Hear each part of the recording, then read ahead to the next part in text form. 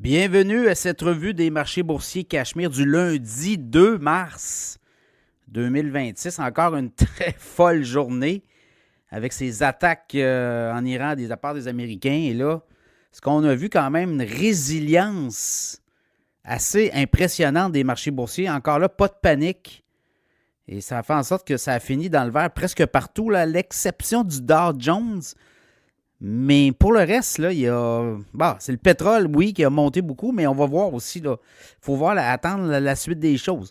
Le Canada est un producteur net de pétrole. Les Américains sont des producteurs nets de pétrole. Alors, il y a moins d'impact là, pour le reste, mais quand même, il va y avoir peut-être là, des soubresauts. Toujours est-il, le TSX, on l'avait dit, le pétrole et l'or, c'est deux composantes essentielles de la bourse de Toronto. Bien, le TSX a fini 201 points dans le vert. 34 541 points. Le Dow Jones, 73 points en baisse. 48 904. S&P 500, 2 points en hausse. 6 881, donc dans le vert. Le Nasdaq a fini dans le vert. 80 points en hausse.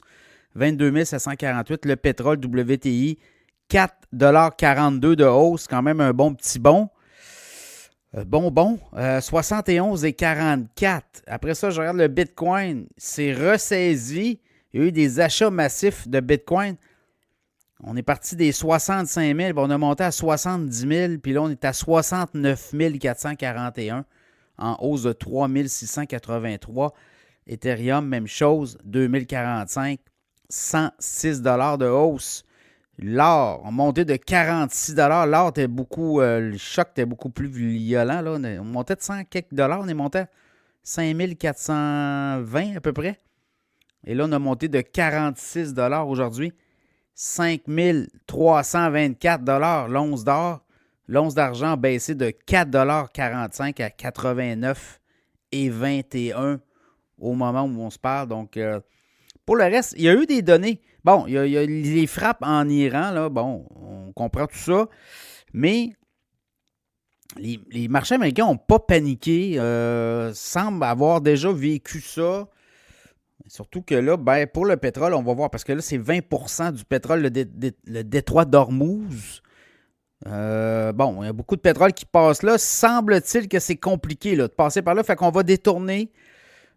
Puis l'OPEC+, les pays de l'OPEC+, ont décidé d'augmenter la production. Donc, peut-être on va être capable de compenser. On va voir si ça dégénère aussi dans les prochains jours. Là, en fait, Donald Trump est sorti pour dire « Nous, on continue à bombarder, à pilonner, et ce n'est que le début. On veut une reddition du régime. On veut instaurer un nouveau régime en Iran. Il y a une volonté claire. » D'autres pays pourraient éventuellement répliquer si jamais on se fait attaquer. Là, on parlait de Londres, on parlait de l'Angleterre, on parlait de la France qui pourrait répliquer s'ils se font attaquer. Pour le reste, les taux obligataires ont monté un petit peu. C'est ça s'est resserré un peu, là, mais le 10 ans à 4,04, on était à 3,94.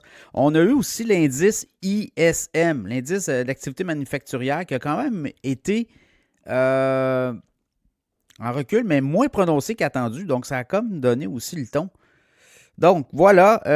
On parle beaucoup là, de dépenses militaires. Donc, tout ce qui était militaire aujourd'hui a monté. Bon, côté canadien, là, c'est vraiment les titres les plus échangés. Bien, Cameco dans le nucléaire, évidemment. 6,5% de hausse. Thomson Reuters, 3,6%. Rogers Communication a monté de 3% aujourd'hui. Cenovus dans le pétrole, 2,8%.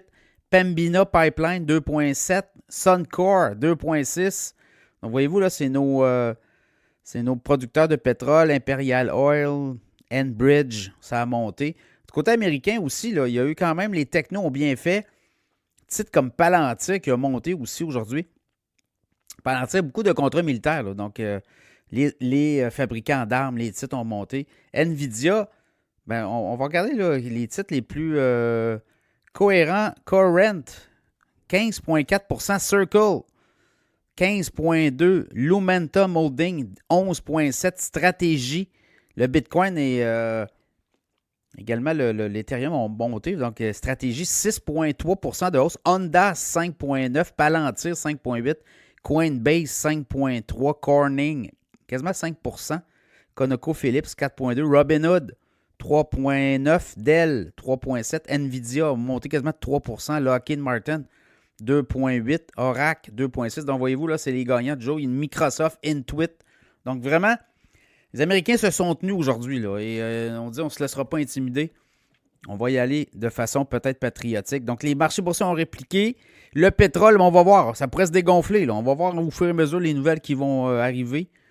Mais évidemment, là, le détroit d'Ormuz, c'est 20% de la capacité mondiale de production qui passe, qui transite. Le temps de détourner d'autres routes, ça peut prendre du temps aussi. Donc voilà, ça sera ça, ça va être à suivre. Assurément. Donc, quand même, résilience aujourd'hui des marchés boursiers.